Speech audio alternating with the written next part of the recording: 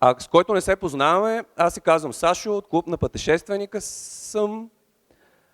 Организираме заедно с туристическо дружество Ойларипи тази среща. Няма да ви губя много време, защото не съм правил комемине. Но пък за четвърта поредна година в клуба организираме тази среща и миналата година аз си казах, повече никога няма да я правим в самия клуб. И причината сте вие.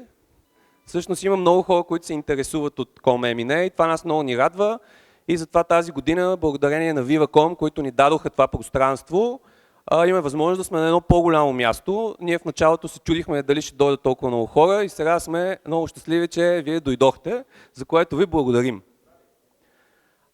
Сега продължаваме напред. Предполагам, всички сте запознати горе-долу с програмата, аз няма да чета като на официални събития кой след кой ще говори. Първо ще започнем с Живко Момчев от туристическо дружество Ойларипи. Той ще ни разкаже някои интересни неща, какво са правили по маршрута. И след това ще продължим и с същинските преминавания по маршрута. А тази година решихме да не си говорим само за ходене по комемине пеша, а да обърнем внимание и на велопреминаванията на комемине и също така на преминаванията с планинско бягане. Аз сега каня при мен Живко и ви оставям в негови ръце. Благодаря. Добър вечер на всички. Благодаря на всички, които дойдоха. Много се радвам, че отново има толкова много хора на годишната среща комемине. Аз ще бъда съвсем кратък. Искам да ви представя само някои от дейностите, които сме извършили през тази година. И след това продължаваме с другите участници от програмата. Това, което виждате, е една малко по-стара история. Става дума за заслон Караиваново хорище, където извършихме първите си дейности през есента на 2015 година. Повечето от вас, които са ходили по маршрута тази година, са забелязали, че заслонът е цялостно реновиран. Това беше състоянието, в което го оставихме миналата есен. Сега мога да кажа, че заслонът се намира в също толкова добро състояние, което отчитам като голям успех. Ние редовно се качваме, намираме си работа горе по различни дейности и следиме какво е състоянието и сме много доволни от това, че вие го пазите и местните хора също го пазят и ви благодаря за което. Това е една малко по-нова история. Става дума за заслона на Хазим Горския, който се намира малко по-на изток, в Айтоската планина. Той изглеждаше така до тази пролет. Когато отидохме ние, тук вече сме започнали да го чистим, сменихме прозорците, хигиенизирахме го, след което бяха сковани нарове и беше свършена доста работа по интериора и по обстановката около самия заслон. Ето така изглежда в момента заслона, след като ние го оставихме. Всъщност двата заслона, Караиваново хорище и заслона на Хазим Горския, са много важни пунктове от маршрута за индивидуалните туристи, които биха желали да пътешестват сами с палатка или дори без палатка. Вече е почти възможно да се нощува по целия маршрут, без да се използва палатка. Казвам почти възможно, защото остава проблемния проход Вратник, където заслон е в доста лошо състояние все още, но се надявам с общи усилия да променим това. Така изглежда заслона след като го ремонтирахме. Виждате, стените са варосани, доста чисто, има чисто нови нарове, има шелтета оставени, дърва, вода, мястото за хранене. Всичко това е направено благодарение на вашите дарения, които ние събрахме по време на походите на билките тази пролет и даренията, които ни изпратихте на банковата ни сметка. Това е нашия скромен екип. Това е в деня, в който приключваме ремонта на заслон Караиваново хорище. Само 10 дена по-късно ни се обадиха наши приятели еколози, които са били там и ни казаха, че ние сме нарушили спокойствието на популация прилепи, които са използвали необитавания заслон. И поради тази причина ние направихме един проект за така да помогнем за местообитанието на прилепите, който реализирахме през това лято. проектът беше реализиран със съдействието на фундация Екообщност и американската фундация Чарлз Стюарт Мод. Всъщност той се състоеше в две основни дейности. Монтиране на къщички за прилепи, които имат по-скоро научна цел, отколкото много важно значение за прилепите. Виждаме два модела къщички за прилепи. Малките къщички, които се монтират на дървета, и големите къщички, които са фасадни къщички. Такива къщички има монтирани на доста места по билото на Стара планина. Разбира се, работиме с високо професионален екип и държиме на безопасността. Това представлява монтажа на къщичките. Другата дейност по проекта беше информационни кампании, които проведохме сред младите хора, няколко лекции и монтиране на доста информационни табели по билото на Стара планина, които ни показват колко важни са прилепите. Една дейност от последния месец. Започнахме изграждането на създаването на онлайн платформа за маршрута Com.Emine. В момента тя е в процес на разработка, но е достъпна и на двата домейна, които виждате, за всеки, който е любител и иска да види какво правим. Става дума за домените com.emine.com и com-emine.com. Ще има информация за маршрута, карти, информация за хижи, забележителности и въобще всичко, което е необходимо за организирането и информационното обезпечаване на едно преминаване на Com.Emine. Така изглеждат картите. Те ще имат опции за превключване на различни картни подложки, даунлоуд на тракове. И разбира се, сайта ще бъде многоезичен, което всъщност ще бъде първия сайт за Com.Emine, който ще бъде на много езици. Надявам се с това да успеем да привлечем и хора от други държави. Тази година имаме, между другото, от 4 различни държави, хора, които са се свързали с мен и са ходили по маршрута, като най-далечната група са американци, което дори аз не го очаквах от другата страна на океана да дойдат хора.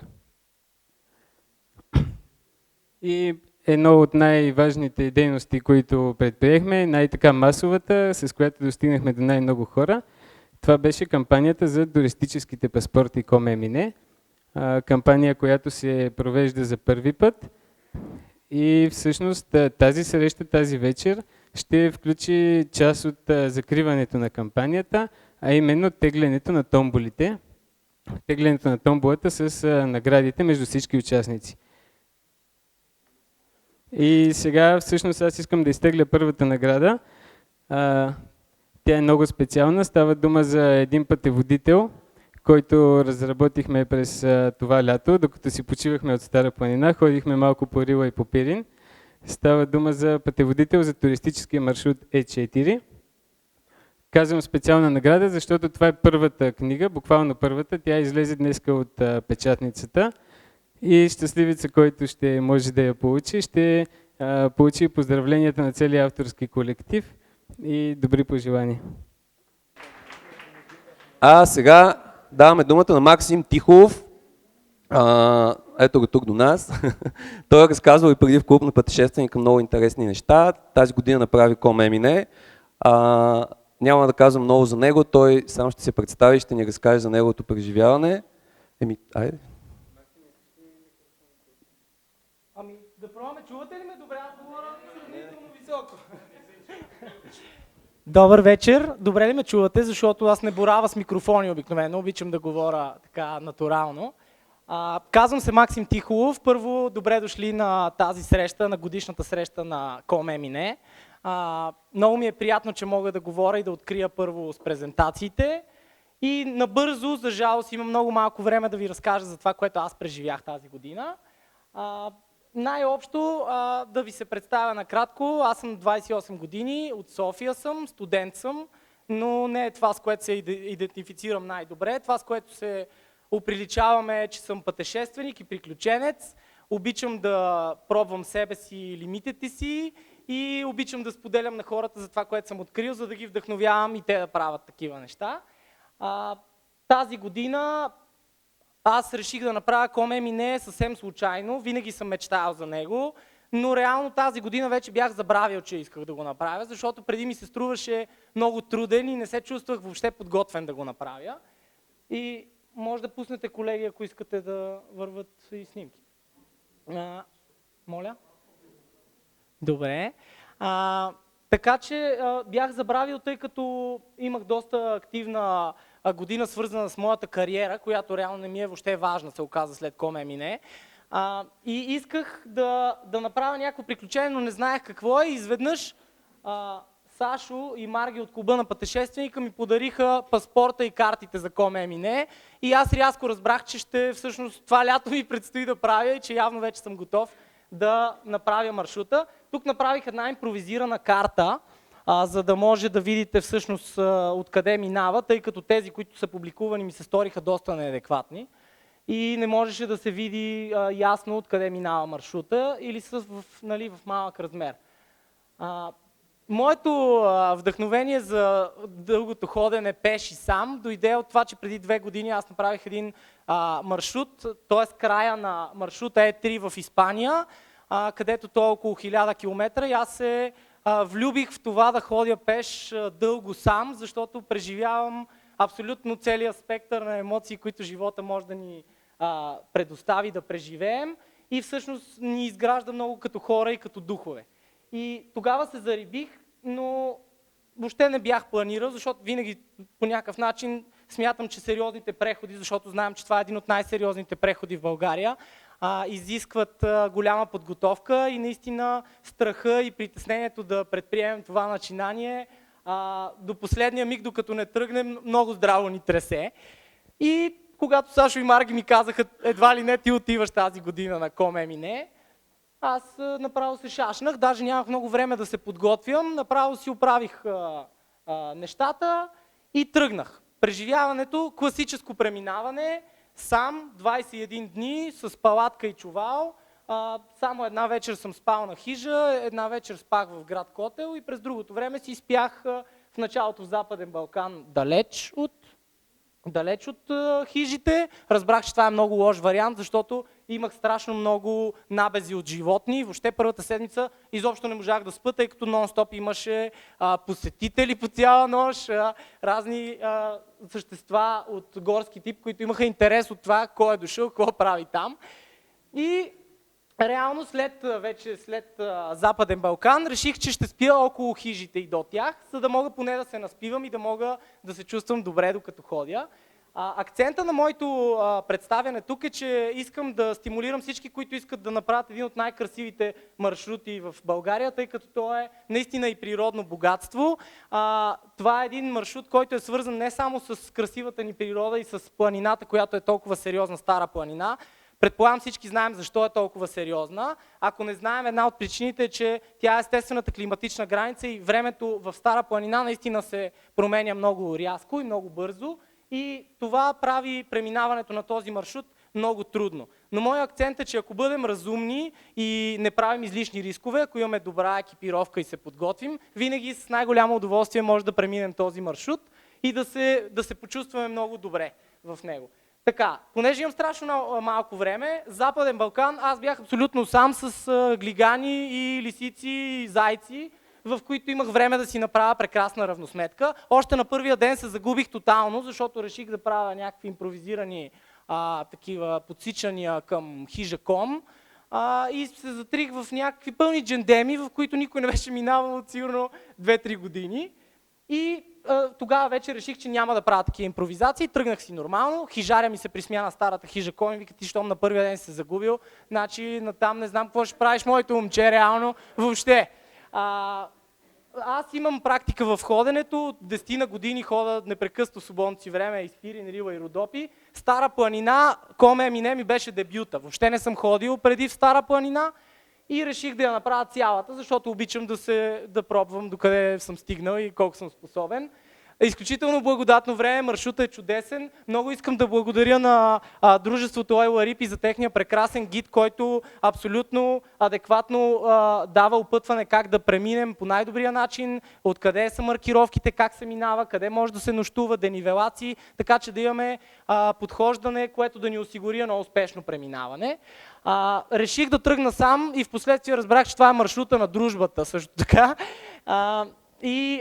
Малко се притесних, защото не бях измислил много с кой ще си дружа, освен с планината, с Бога и с всички онези духове в гората, които ни заобикалят и в планината, и които по някой път ни закрилят, по някой път ни учат, че отношението ни към света е много лошо. И в крайна сметка Западен Балкан го минах абсолютно самичък, от което се чувствах малко не особено щастлив, защото ми се прииска да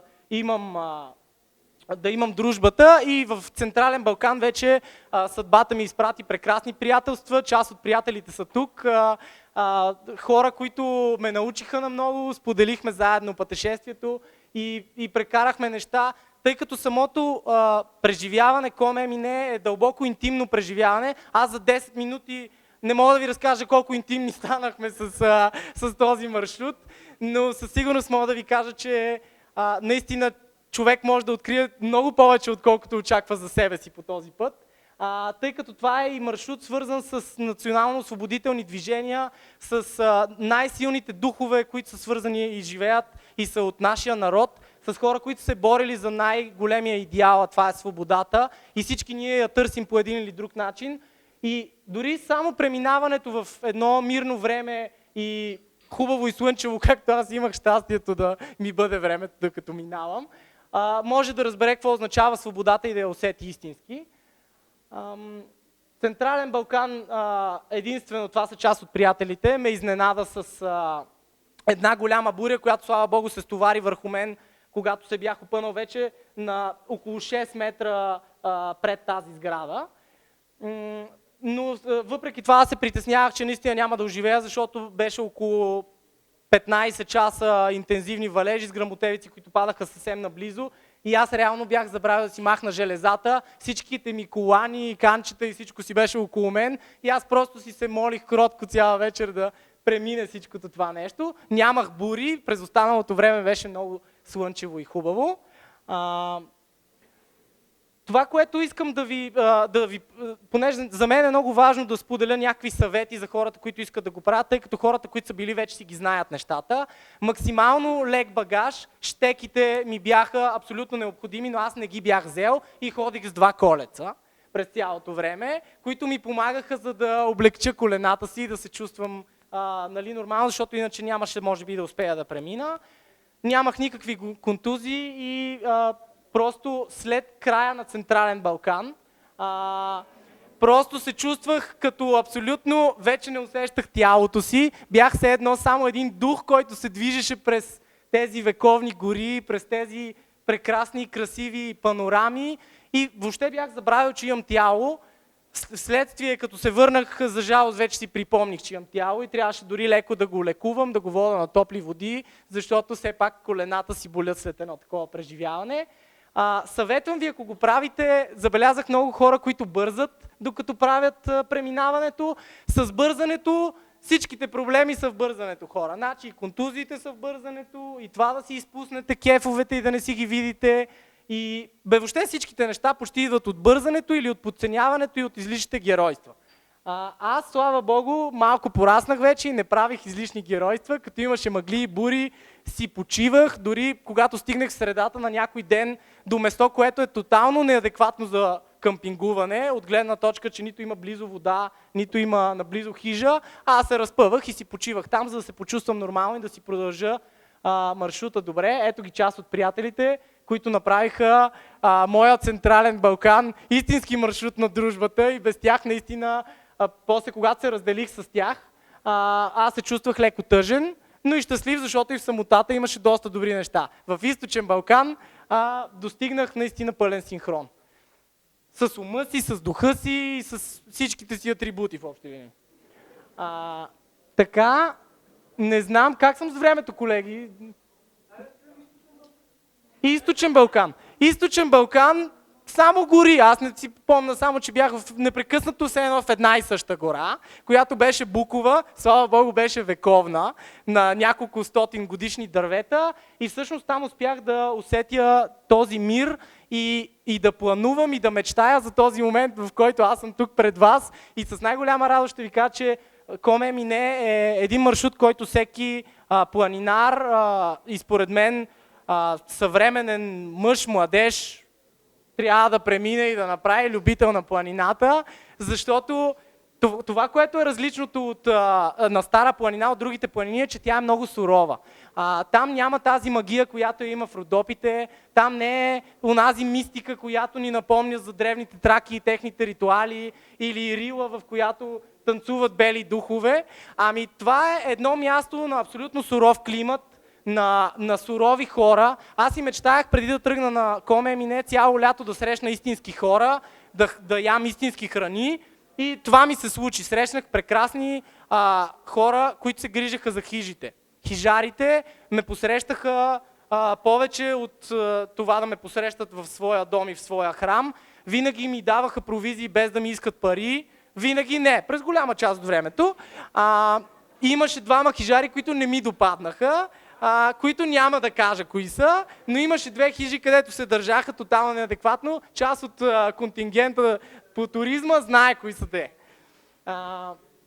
Така, в общи линии, не знам, аз съм толкова развълнуван от това, което искам да споделя с вас. То е гигантско като обем и като сила и интензивност, но не мога да го предам всичкото наведнъж, защото имаме много малко време и други хора, които желаят да споделят това нещо, това преживяване. Имам един призив към вас. Нашите планини са едно от богатствата, което е свързано пряко с нашите духове и с това да се развиваме и да живеем в чистотата и в истината. Трябва да ги пазим тия гори и да правим повече за тях, както дружество Ойла Рипи правят. Нека да ги пазим, защото на места имаше безогледна сеч, имаше неща, които далеч надхвърлят адекватното отношение на хората към едно богатство и към един път, който имаме като Коме Мине. Много съм щастлив, че мога да ви представя това. Когато стигнах на морето, за 21 дни го минах, стигнах един ден преди рождения си ден на Емона и просто вече бях друго същество и друг човек. Дългите пътешествия сам толкова много успяват да освободят нашето съзнание и мислене от тези ежедневни неща, които ни движат и които са до голяма степен изкуствени според мен, и успяват да ни въведат в едно свещено пространство, което е природата и да ни напомнят, че най-големият ни учител е тя. Нека да не го забравяме това и радвам се, че толкова много хора сте дошли. Благодаря ви. Ако желаете да чуете още за история, ето още от приятелите, ако желаете да чуете още за тази история, аз ще правя по-голяма презентация в клуба на пътешественика, която ще е и по-подготвена, защото сега не е чак толкова, сега е доста импровизирана. Благодаря ви и приятно слушане. Чухме разказа на Максо как се минава Коме Мине пеша. Предполагам, много от вас са го минавали. А сега ще отворим една друга тема, която е доста интересна и става все по-популярна всяка година. И това е планинското колоездене по Коме Мине. Тази година една група на Сдружение Байкария премина маршрута и тук при нас сега е една от дамите, която беше в групата, а това е именно Камелия Стоянова, която може да заповяда сега при нас. Вашите аплодисменти. Здрасти, Ками! Здравей! Давам думата на теб, за да чуем как изглежда Коме Мине на колело. Тук е и Нейчо, който Нейчо също е бил с вас и той също ще каже няколко думи. Да, първо той да каже няколко думи. Здравейте. Да, здравейте, чува ли се? Аз нямам пълномощно от Байкария да говоря от тяхно име, затова Васко дойде и ми даде няколко инструкции. За Байкария, според мен, това беше едно естествено продължение, защото Байкария направихме 4 граници и съвсем естествено дойде 5-та граница исторически през средата на България. Минахме точно в периода около 6 септември, така че нещата съвсем да са си по-байкарийски концептуално. Давам думата на Кеми, тя всъщност ги мина всичките граници, включително и тази, нали така? Да. И сега ще ви разкаже как се минава Комемине с велосипед, типично по-байкарийски. Заповядай. Здравейте, казвам се Камелия. На 46 години, от София, имам 2 дъщери. Колелото ми е нещо много любимо. Мога да кажа, че с байкария ми беше като място, където се научих да карам колело. От 6 години карам с тях и сме карали в доста планини. И това беше една школа за мен, много добра, във всяко едно отношение. И ме подготви да тръгна по този легендарен маршрут Комемине. За него знам от отдавна, че мога да го мина с колело, разбрах от МТБ БГ форума и се загнезни в ума ми това желание да го направя. Защото пешеходно никога не съм мислила да го направя, защото имам проблеми с едното коляно. И това дълго ходене за мен е невъзможно да го постигна. И затова идеята с колело беше като нещо, което постоянно мислех за него, но нямаше с кой да го направя, докато и Чу сподели, че планират да направят такова минаване. И се радвам, че ме прие в тази група, защото останалите участници бяха мъже, всички са страхотни, велосипедисти, умеят да спускат, да катерят, да носят колела, да си оправят колелата. Въобще страхотни са и аз една жена сред тях. И бях много щастлива, че ме приеха в тази група. Не мога да ви разкажа за всеки един ден. Това са 12 дни с... всеки ден беше с страхотно много преживявания, впечатления, страхотни гледки. Планината е безумно красива. Много трудно вечерите, разговорите не мога да ви споделя. Затова накратко някои неща ще ги минавам много накратко. Ето е тази табела, всички я знаят. Това е тръгването ни към Ком. В един момент, когато има моменти, в които колелото не може да се кара и трябва да се бута понякъде. Ето е групата, ще ви ги представя. Стъни, нашия водач, който го караше отзад и ни изчакваше много търпеливо, най-вече мене. Когато изоставах Ники, Рей, Веско, Методи, това съм аз, Калин, Вълкан, Сашо, Владо, Нейчо и Кънчо. Трябва да кажа, че си имахме дори спонсор. Вълкан ни осигури спонсорство от една фирма, Делос Алоe Вера, която ни помогна за тези фанелки, помогна и с таксата и през цялото време пиехме една много вкусна напитка с Алоe Вера, която много ни отбодряваше. Първите 2 дни по маршрута са в възможността на всеки, който кара планински велосипед, има добра физическа подготовка, може да се справи. Кара се на повечето места, няма някакви стръмни изкачвания, колелото не трябва да се носи на много места и нещата се минават много лесно. Интересното започва след хижа Кашана.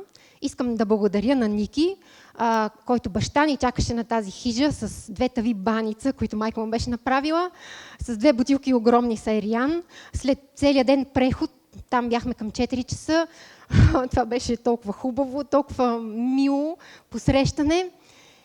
И след това подкрепяне започва едно безумно катерене към билото, много стръмно, много е тежко. След това се подсича свищи пласт по една такава пътека, където колелото или се носи. Аз това колело не можех да го нося така, моето гюле. Бутах го така или го бутах до мен. И е много трудно. Поради тази причина спускат се и ето такива места. Момчета за тях бяха много яки. Това е много яко. За мен беше много трудно, особено когато съм катерила някакъв връх. Това е Веско, той може да качи и спусне всичко. И поради тази причина, че пътеката е много сложна, подсичащата на свищи плас, плана да спим на Момина поляна пропадна и трябваше да слезем на свищи плас хижата да спим, защото времето много напредна. Там за първи път видях билото на планината. След свищи плас, знаете, се излиза на билото. Аз нямам много опит в преходи в Стара планина и като застанах и погледнах пред мен безкрайна редица от върхове до хоризонта и знаех, че има още много натам и трябваше това нещо да го мина и за малко направо се панирах и си казах, боже, къде съм тръгнала с това колело. Беше един такъв момент, много напрежение почувствах, но красотата, защото беше на залез, красотата компенсира много от трудностите. Просто много е красиво горе. И разбирам хората, които се връщат постоянно, защото наистина е много красиво. На следващия ден, ето за това било ви говоря, наистина е нещо зашеметяващо. На следващия ден продължихме отново избутване до билото, много тежко, в ранни зори ставаш и почваш да буташ, момчетата тръгват много бързо, много така по войнишки тръгват. На мен ми е много трудно да ги настигам, но се радвам, че се спираха и ме изчакваха. И този ден също е много труден, защото се катерят много върхове. Значи, това са Косица, Паскал, Картала, ти трябва да ги качиш и после да ги спуснеш. Много яко спускане, нали? Обаче, за мен беше много трудно. Ето ни тук, мисля, че сме на Паскал. Съжалявам, някои снимки са разбъркани, не съм ги подредила както трябва.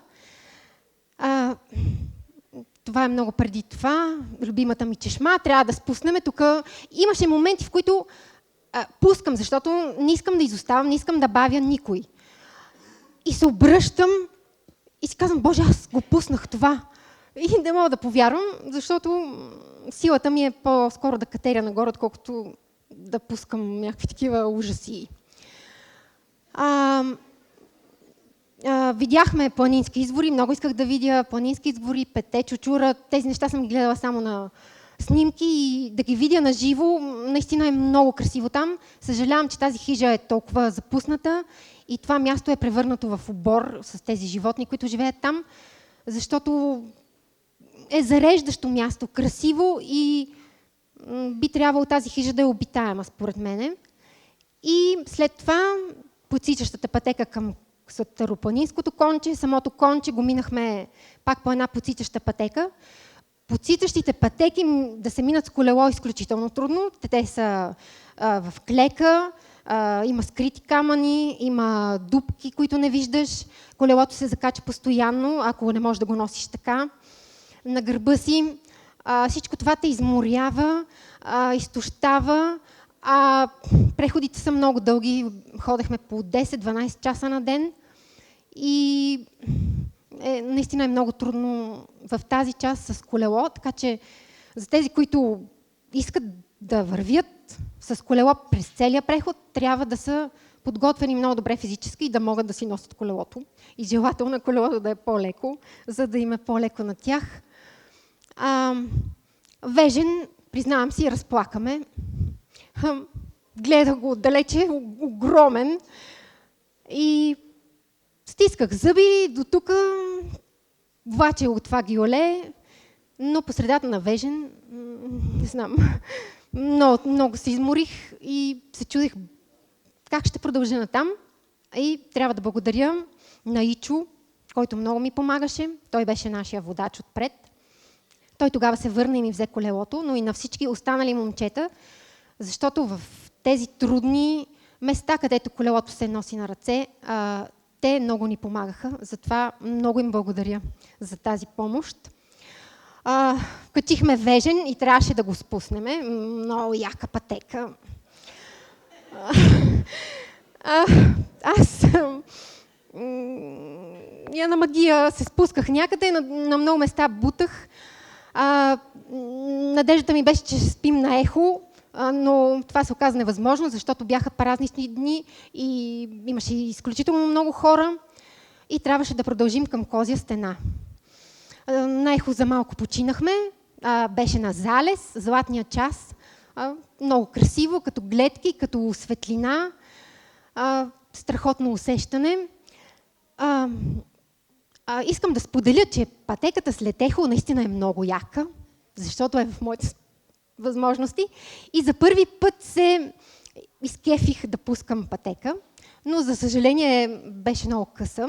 И отново трябваше да катериме към трионите.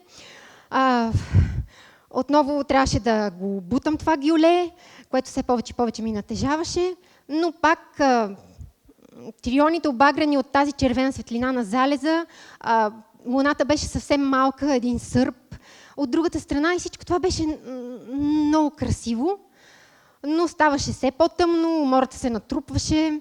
В началото ми беше такова едно приповдигнато, казвах си, не ми пука, аз ще върва, мога да върва без край, мога да върва, но в един момент все едно силата ми се изпари и повече не можех да вървя и Ичо се появи. Като ангел вземи колелото и го занесе до Козя стена, след това се върна. Аз исках да му помагам да нося неговото, но не успях много. Този преход беше 14 часа, изключително дълъг. Някъде към 11 без нещо стигнахме на хижата. Включихме задните светлини, за да се виждаме един от друг и да не се ударим. Беше едно очакване, къде е тая хижа, да й видя светлините. Не идва ли, и се взирам, обаче няма хижа. Най-накрая, когато я видях, бях много щастлива. Там се появихме като някакви горски духове, такива ни мръсни, потни, рошляви, с някакви колела, някакви хора. Това за тях е безумно, с колело в тази част. Нямаше много храна, защото много хора имаше, почивни дни. Беше останала някаква боб чорба и хляб и си спомням, че бях безумно гладна. На други маси имаше сирене, домати, краставици, хората си бяха донесли разни неща и на мен ми идваше да хода и да казвам, моля ви се, може ли малко сирене, може ли малко домат. Срамувах се и не го направих, но да. И така легнах си и заспах като мъртва. На другия ден страхотна закуска с много хубави мекици и продължихме. Тази част до Беклемето е много красива. Там за хора, които карат колело и обичат пътеки, е рай. Изключително хубави пътеки, във възможностите на хора, които карат с подходящо колело. Гледките са невероятни. Пътеките са скоростни, придвижва се много бързо и е прекрасно. Аз бих се върнала там пеша, за да мога да разгледам красотите. На Арабаконак, на Беклемето ни чакаше Тошко. Искам да кажа, че си имахме поддържащ транспорт, който ни караше багажа. И той беше като втория ангел, който ни донасяше прани дрехи, храна. Беше много хубаво. Съжалявам, като една жена съм много говореща и до Добрила се стига скоростно, много е бързо, никакъв проблем. И след това идва големия ден, почваме с Амбарица, едно много трудно катерене.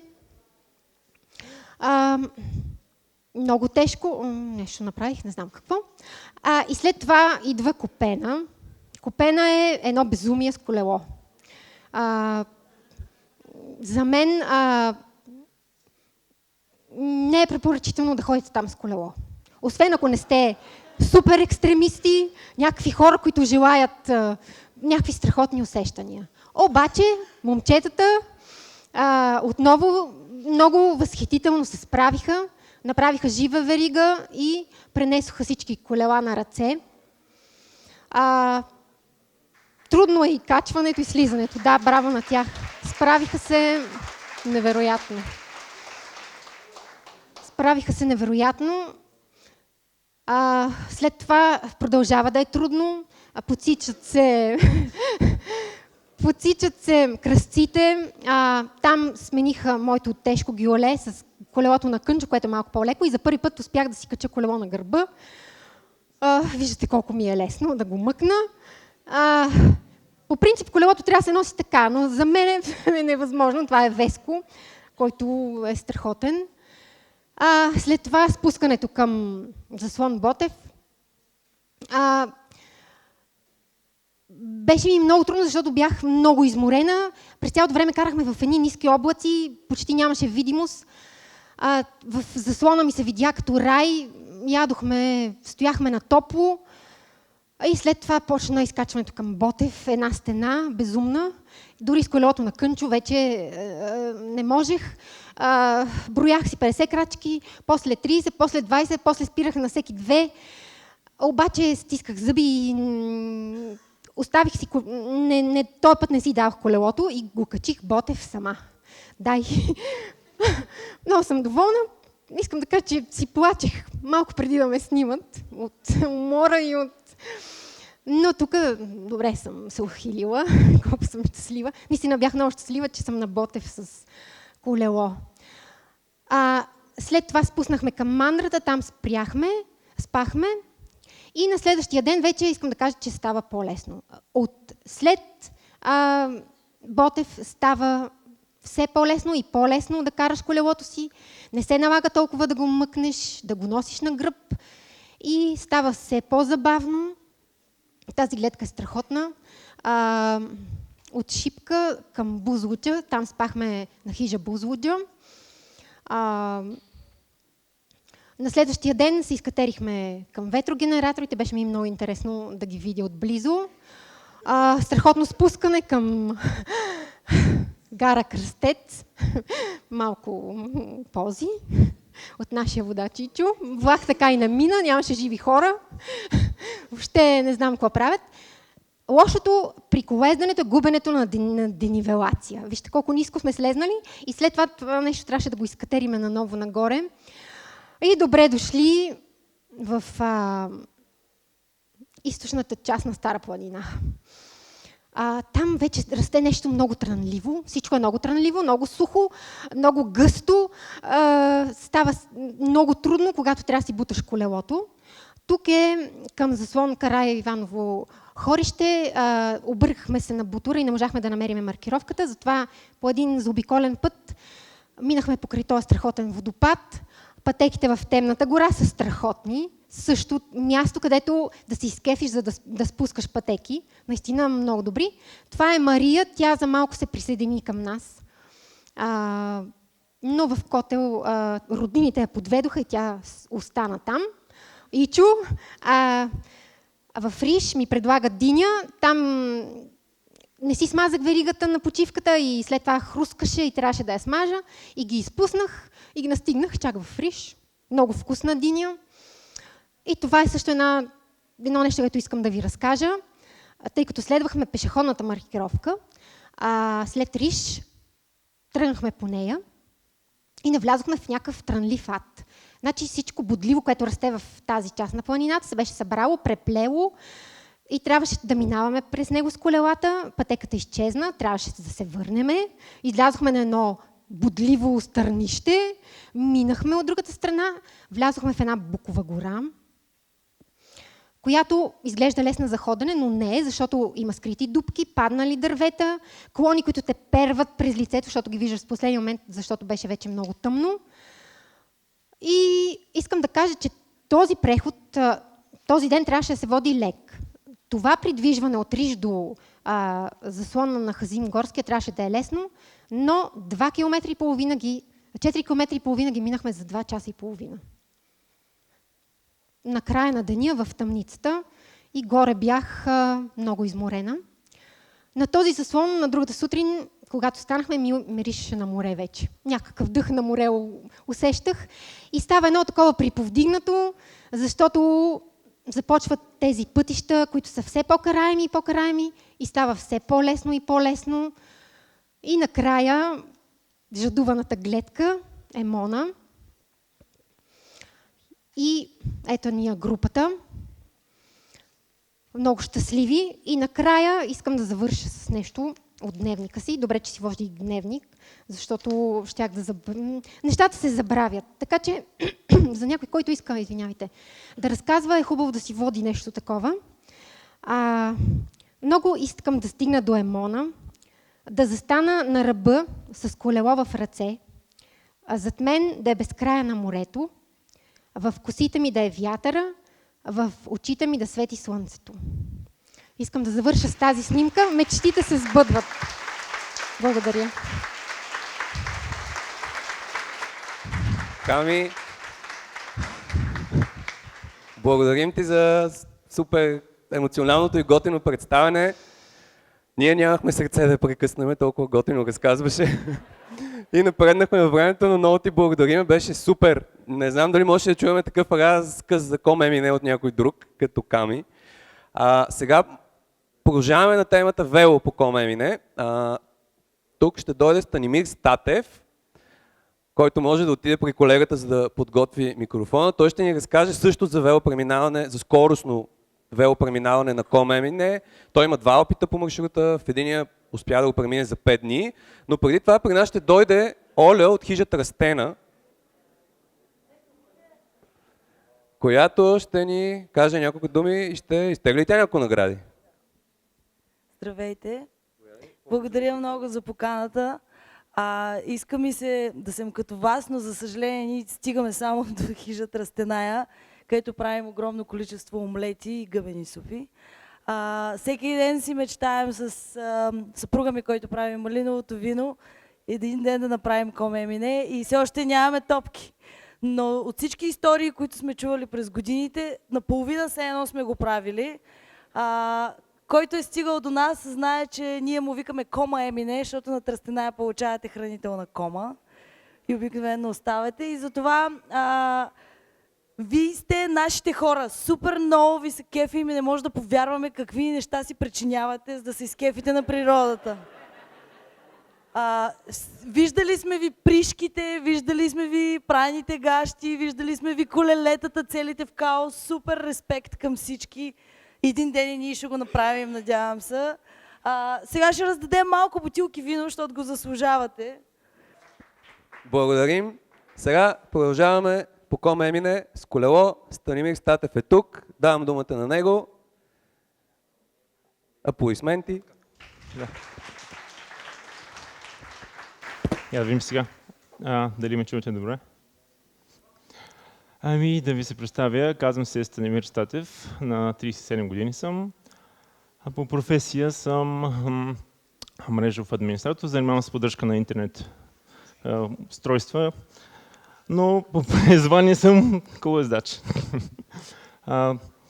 Безспорно, ако някой попита какво обичаш да правиш, какво е твоето хоби, аз ще кажа, имам 2 хобита. Първото е да карам колело и второто да бъда в планината. Така че смятам, че сте наясно защо съм предприел такова пътуване. Разликата с останалите мои колеги, които преди мен презентираха тяхното преминаване, е, че аз се занимавам малко по-активно с спорт от доста години и последните 10 години се занимавам с колезене планинско и за мен не представлява чак такава голяма трудност. Тоест за мен е предизвикателство да го премина малко по-бързо и това ми беше един момент целта. Както обаче се разбрахте и дори тези, които не са минали по маршрута, все пак изисква се някакви усилия, изисква най-малкото, когато си с колело, допълнителен багаж, защото има много по-голяма поддръжка, има части, които се повреждат, има неща, които трябва да се подменят или за всеки случай нещо, което трябва да стане да си на 100% готов за всякакви условия. И за целта беше ясно, че за да се премине ясно, че да се мине в някакво такова бързо време, то за нас, за мен и моят приятел, с който го минахме, да изпитаме нашето удоволствие максимално от хобита или това, което обичаме да правим, е да имаме поддържаща група или кола, която ни носи багажа и така и направихме. И така, моята презентация е основно насочена към хората, които също като мен или по-скоро не само тези, които искат като мен да го минат, а и другите, които просто ме любопитно как мислят хора като мен. да видят как може това да стане. И разбира се, всичко е свързано с предварително планиране. Направихме си план как да преминем маршрута, така че в рамките на 5 етапа, като караме по цял ден, целият маршрут да бъде преминат. И ето, общо взето, резюме на моето преминаване от миналата година и от тази. Малко по-късно в моята презентация аз ще ви представя подробности как точно е преминало и къде се получават разминаванията с плана и действителността. Както винаги, както във всяко нещо в живота, едно си мислим, друго става. И така, първият етап, разбира се, старт от Връхком. Целта е хижа Кашана. Този етап за нас, колоездачите, е много приятен. Кара се на 100%, няма толкова сериозни изкачвания.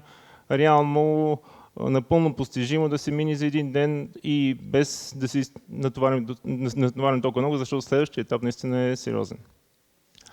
Разликата беше от това, че при нашето преминаване се получи така, че, както споменах, имаме проблеми с техниката, с едното колело и така се получи, че вече планът трябваше да се промени и скъсихме си първия етап и преспахме на Арабаконак на палатка. Което, разбира се, малко променя плана и загубеното време трябваше да наваксаме следващия ден. Следващия ден, това е за мен най-тежкият участък от Кашана до връх Вежен, тъй като то е изцяло бутане, носене на колело. Това за велосипедистите, колоездачи като нас, това наистина е сериозно предизвикателство, както каза и Ками преди мен. Реално изисква допълнителни усилия и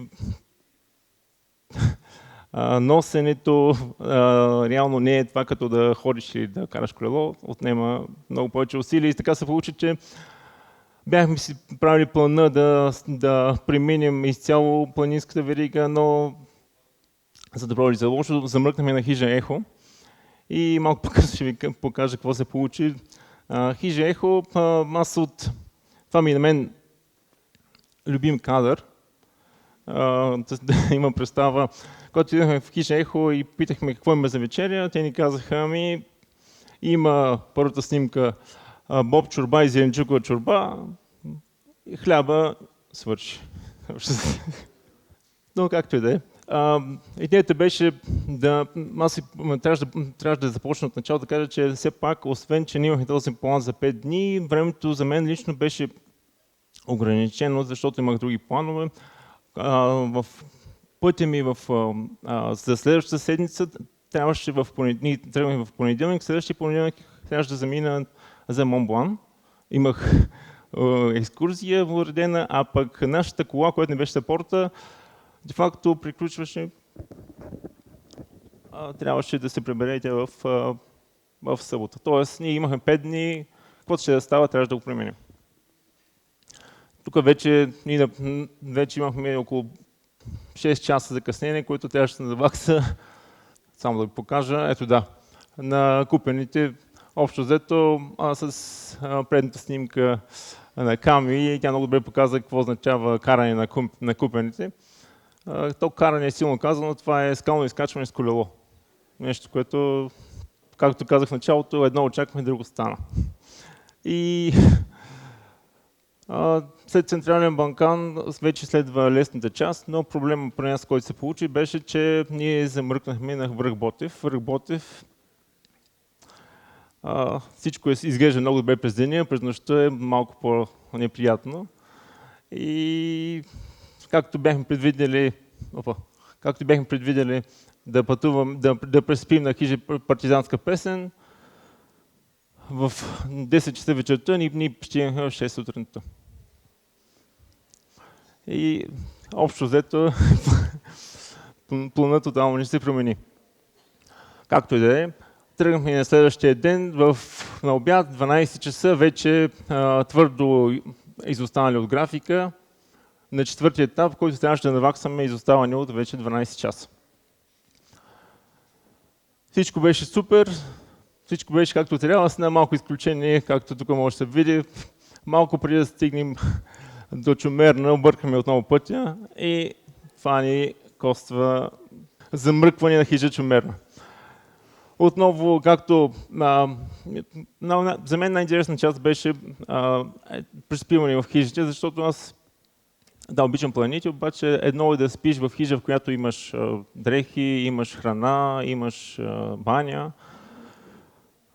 Но ако трябва да пристигнеш в хижа, което цял ден си карал колело, да имаш да ядеш боб чорба и да се изкъпиш със студена вода, защото станат малко по-кофти.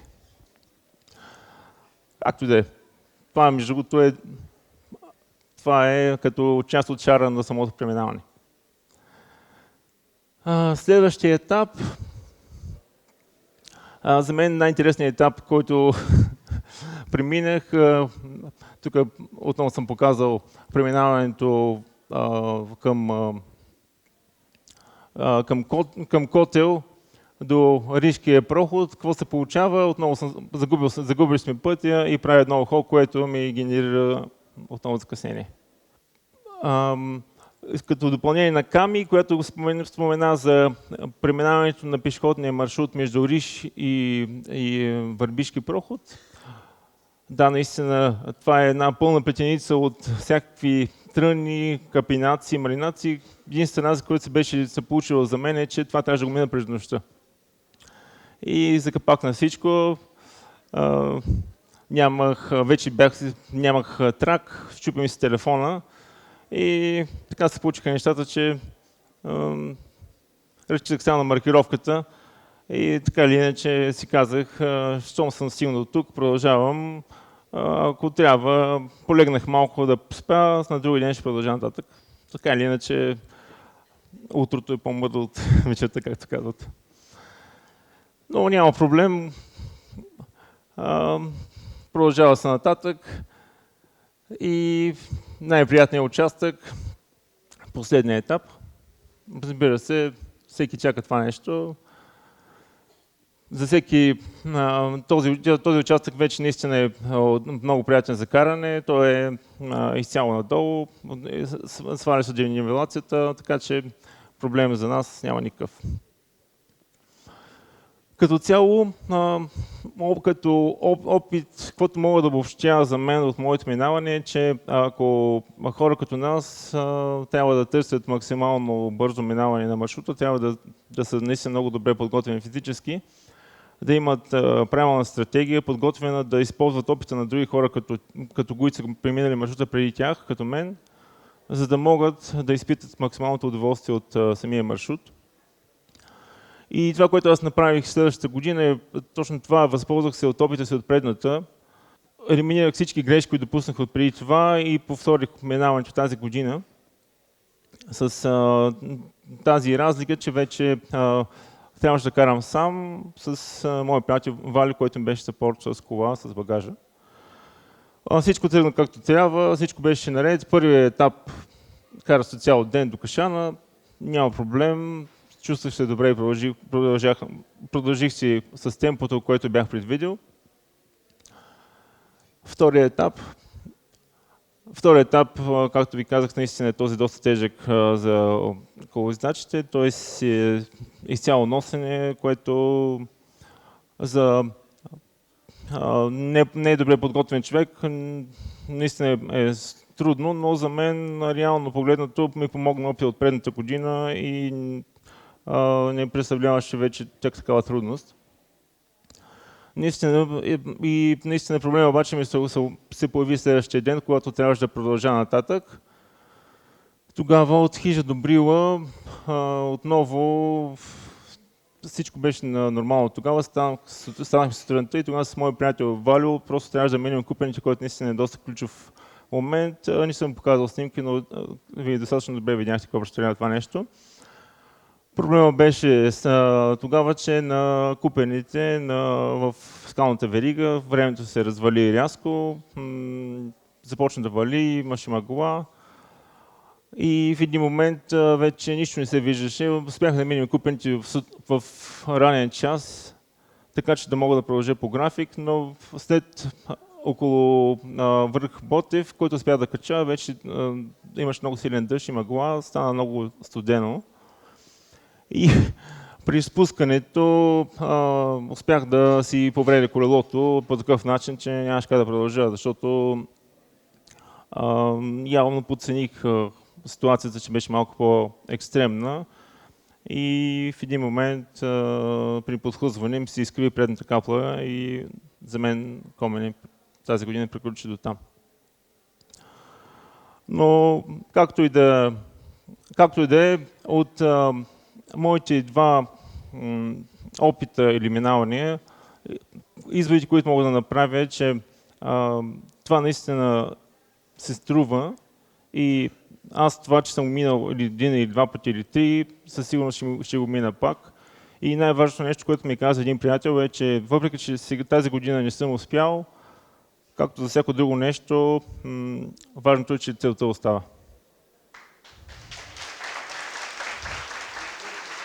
Благодарим на Станимир за представянето на неговия опит с Комемине. Продължаваме, разбира се, напред. Сега при нас ще дойде друг човек, който ще ни даде още една гледна точка по темата. Ще кажа още някои думи от мене. За нас тези срещи са много интересни и много важни. За първи път правим такава. Така че абсолютно се чувствате свободни на края на събитието да ни пишете във Facebook какво не ви е харесало и какво е. Нали, без да се срамувате и да се притеснявате да ни напишете нещо лошо. До сега срещите бяха в много приятелски кръг. Първият клуб на пътешественика, някои сигурно си го спомнят, беше на Виктор Юго и си събирахме 30 човека вътре и много по-лесно можеше да си говорим, в общи линии някой като стане и решава да каже нещо и другите могат да го чуят, обаче за наше щастие общността расте, нали, които ходим на планина, пътешестваме и вече сме в един друг формат, така че давайте ни фидбек, за да се променят нещата и да се събираме и за всички да е приятно и интересно. А сега, както казах и в началото, тази година ще си говорим за различни неща по Комемине, за различни начини на преминаване. Говорихме си за традиционното класическо пешеходно минаване на Максо, Камен и Станимир ни разказаха как се преминава с колело. При мен сега ще дойде Кирил Николов Дизела, който всички вие познавате, настоящият носител на рекорда по трасето, за да ни разкаже какво е да бягаш по Комемине и защо е готино. Оставям ви в ръцете на Дизела. Благодаря. Здравейте на всички, добър вечер. Изключително ми е приятно да видя толкова много хора, дошли по един такъв повод като този, който за мен е много специален. Определено Комемине остави доста сериозна следа в моя живот и дори в кариерата ми на спортист. Научих страшно много неща за себе си. Научих много неща за планината. И сега ще се опитам да ви разкажа за моите преминавания по Комемине. Те са 2014 и 2015. 2014 не беше успешна от гледна точка на преминаване на трасето, но пък беше много успешна за това, че научих страшно много неща. И 2015 така се получиха долу-горе от само себе си нещата и всичко беше доста по-лесно и приятно. Но да започна малко по-отрано, как започна всичко това, как дойде идеята за Комемине. 2013 година направих един проект, който се наричаше 5 върха. Или за 24 часа исках да изкача Ботев, Пирин, т.е. Вихрен, Руен, Мусала и Черни връх. Като когато тази идея дойде, нямах абсолютно никаква идея дали това е осъществимо. Дали може да се придвижи с кола за това разстояние да се вземе за тези часове и съответно аз да се изкача и да слеза от върховете. Проектът беше доста успешен. Направих го за малко под 23 часа, но времето в случая нямаше абсолютно никакво значение. Важното е, че благодарение на този проект се роди точно ComEmine. Но преди да вземем решението да го правя, имах някакви съмнения. След 5 върха, както ви казах, пред себе си имах една дилема какво да е следващото подобно нещо, с което да се захвана. България не е супер голяма страна, въпреки многото си планини. Не предлага нещо много по-сериозно като физическо натоварване и като за един спортист наистина нещо, пред което да не бъде, като застане на старта, да не бъде сигурен дали ще се справи с него. Това бяха обиколката на Витоша, която не е толкова дълга, но пък в зависимост от това за колко часа я направиш, става доста тежка. Е4, един много интересен маршрут, който за съжаление може би не е толкова известен като ComEmine. И естествено ComEmine беше третата опция. Направих един много бърз ресърч за това какъв е рекорда, какво е разстоянието и така съвсем на хартия казах да, може да се направи за под 5 дни и цялото нещо се случи като събитие. Започнахме да организираме това предизвикателство. За да... Добре. За да избягаш ComEmine, първото нещо, което трябва да си сигурен, че имаш, е много добър екип от хора, които да ти помогнат. Както каза Станимир преди мене, той е имал някакъв съпорт, но за да бъдеш сигурен, че няма да се случи някаква изненада и всичко ще е наред, просто екипа наистина трябва да е на ниво, трябва да е голям. Сега това е екипа от първото ComEmine, където тук са и хората, които заснемаха и филма, затова екипа стана малко по-голям и общия брой на бъбна накрая на 50 души, което е една сериозна организация. Също така, другото нещо, което трябва да направиш много добре е един добър график план.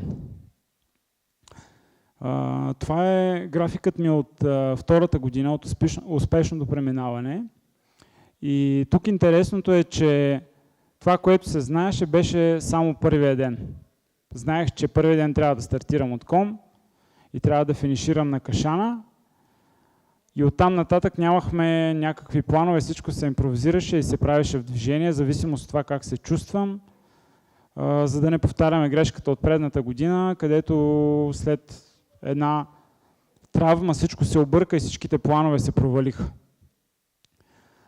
За щастие, тази година нямаше такива изненади. Екипа беше доста по-малък, но пък си вършеше много добре работата. И както виждате, за разлика от първата година, когато спях на кемпери и на подвижни, на палатка не съм спал, но част от екипа спа, втората година разчитахме почти само на хижите, което беше и по-добрия вариант, се оказа. С жълто, това, което виждате номерирано, ми бяха подкрепителните пунктове, на които ме очакваха хора от екипа, където ми предоставяха храна и вода, а с жълто съм отбелязал от пункт до пункт, където е по-голямо разстояние и към тези пунктове, по средата на тях също е имало хора, но не е било изграждано някакъв по-сериозен подкрепителен пункт, е имало хора, които са ме чакали, също и са ми давали някакви малки провизии. Интересното е, че когато първия път застанах на старта на ComEmine, знаех почти целият маршрут, бях го преминавал. Тук чух доста от хората преди мен, които говореха, че са имали проблеми с с намирането на маркировката, че са се губили. Аз изцяло разчитах на GPS устройство. Маркировката е много добра почти в цялата си дължина, но имам места, които са така леко доста неясни. И аз избрах да ползвам GPS точно заради да не губя ценно време. И сега ще видим старта всъщност на първото комемине.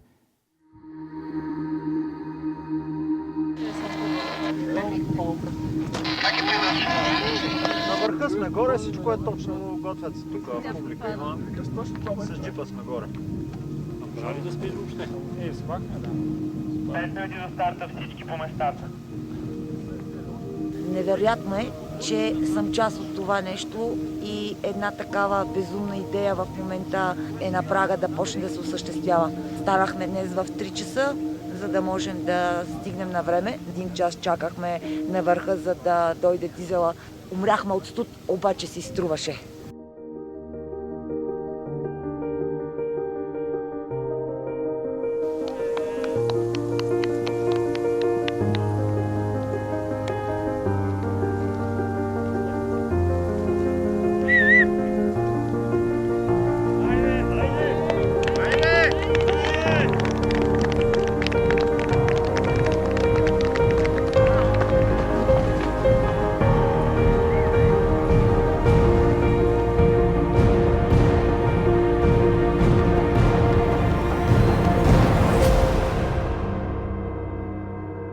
Хората, които правят прехода Комемине за 16 дни, за 20 дни, просто те са невероятни герои, защото това е пътуване.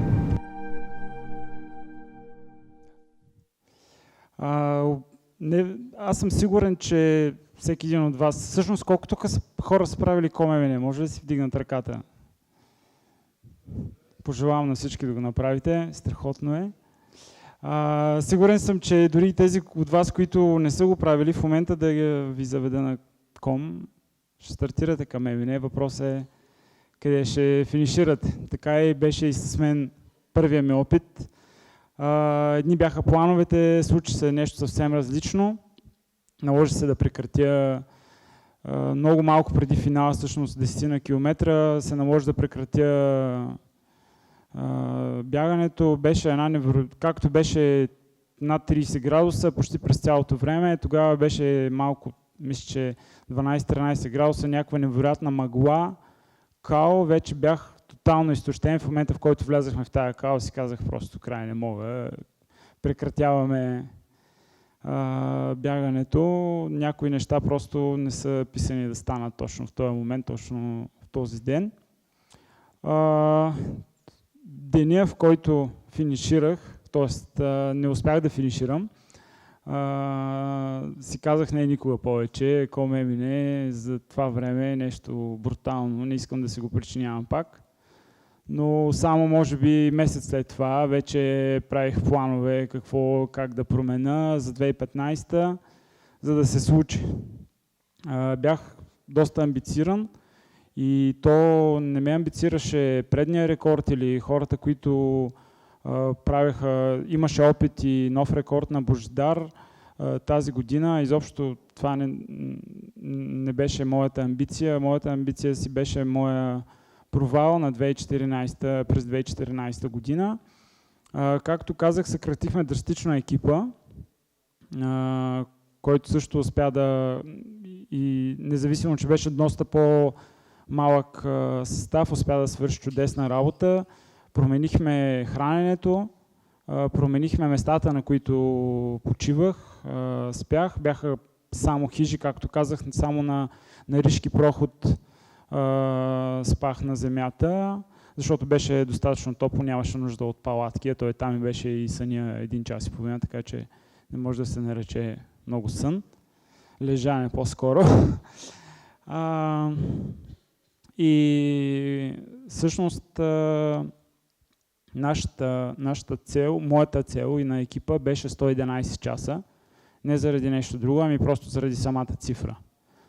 Всъщност станаха 109 часа и 5 минути и секунди или 4 дена 13 часа и 5 минути. И съм... още веднъж. Сигурен, съм много щастлив, че ето точно тези неща се случиха, освен рекорда, нали, който стана. Супер много хора виждах втората година по време на маршрута, отколкото първата.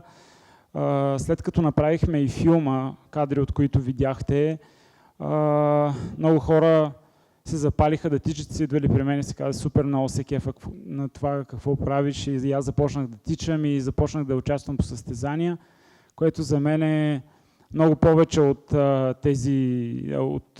този рекорд, тези цифри. Даже имах случаи, когато ходех понеже филма обиколи доста европейски, и не само фестивали на планинарско и спортно кино, имаше хора, които ме питат и до година ще идват и ще правят КОМ-МН, не с цел рекорда, просто да видят България и да видят нашите планини, което е супер. И всъщност тогава по време на рекорда също заснехме кадри, които се надявахме февруари месец да станат филм, обаче плановете ни се объркаха. Но сега за щастие успяхме да намерим финансиране за втория филм и нещата продължават да се случват. Филм най-вероятно ще има края на февруари, началото на март. И сега ще видите първият трейлър, който няма да е официален, но това за първи път показваме някакви малко повече кадри. И много се радвам, че точно на вас няма да ги има след това в интернет, така че само тук ще може да ги видите.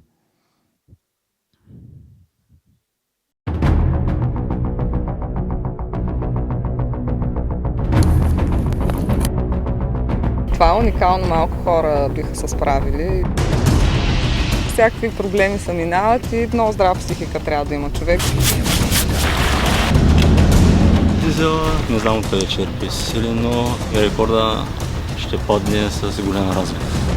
Като кажеш, ще спра смисъл, сега спрях, нали, ще пина вода. Той просто ходи 10 метра и пукне пак. Към момента няма КОМ-МН, който да е тръгнал и на втория ден да е подминал Ботев. Може би Жизела ще бъде първият. Щастливи сме, че срещаме Жизела! Успех! Всички ви ти много здраво! Всякакви емоции ще трябва да преживява. Те ще са и положителни, и отрицателни, ще има и апатия. Ще бъде и много щастлив, като направи това, което си е поставил за цел. А той може.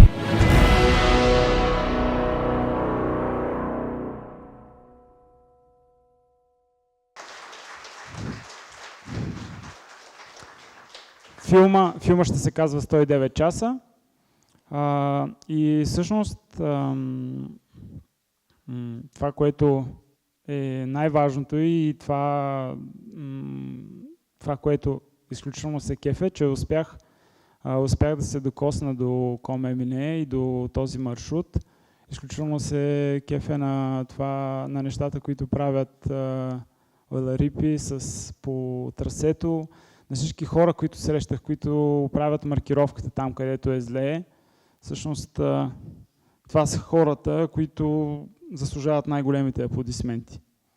Благодаря.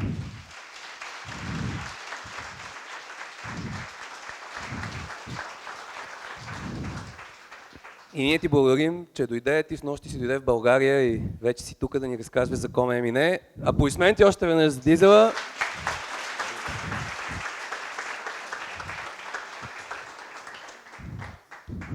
Ами, това беше от официалната... Моля? Томболата. Не съм забравил.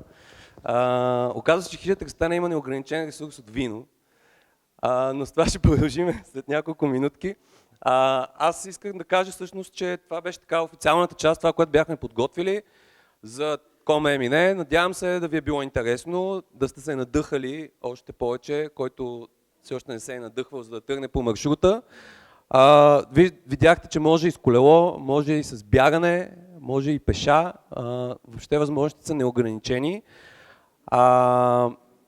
след като приключиме тук, който иска, може да продължим да си говорим неформално с чаша вино в ръка в клуб на пътешественика на Сердика 19, ако не бързате да се прибирате и да обсъждаме и да планираме всякакви идеи по темата. И всъщност в целият този проект за паспорт на Com.mine трябва да изтеглим и 3 големи награди. Идеята всъщност е той да го има и до година, да се превърне в нещо, което както всеки голям маршрут на дълга дистанция го има, така и тук той да се и тук да го има. Ще имаме удоволствието Дизела да изтегли 3 големи награди. И голямата награда е двуслойна палатка, която отива при Кънчо Цвятков от село Три Водици.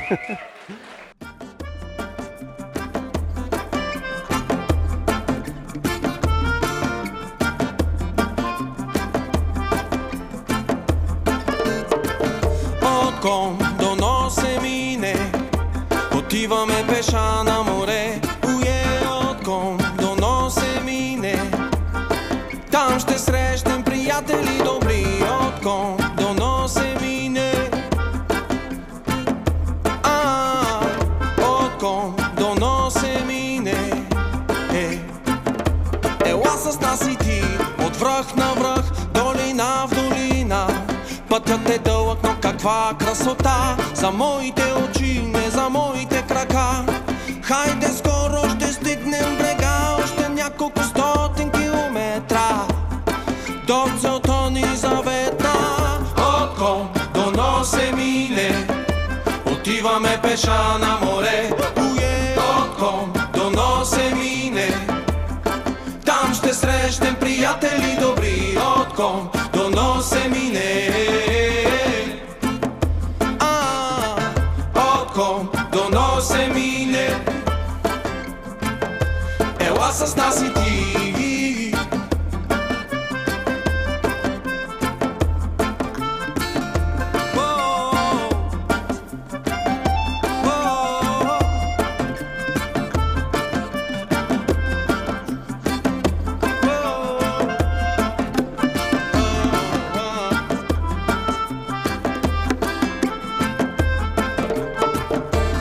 Рано сутрин преди изгрева, надигам глава и пред мен е света. Кафе в ръка и раница на гърба, с бодра крачка аз отново вървя из природата в едно. Тук изчезва всяко зло, опитай пеша, може и с колело. От Ком до Носе мине, отиваме пеша на море. От Ком до Носе мине, там ще срещнем приятели добри. От Ком до Носе мине, от Ком до Носе мине. Ела с нас и ти.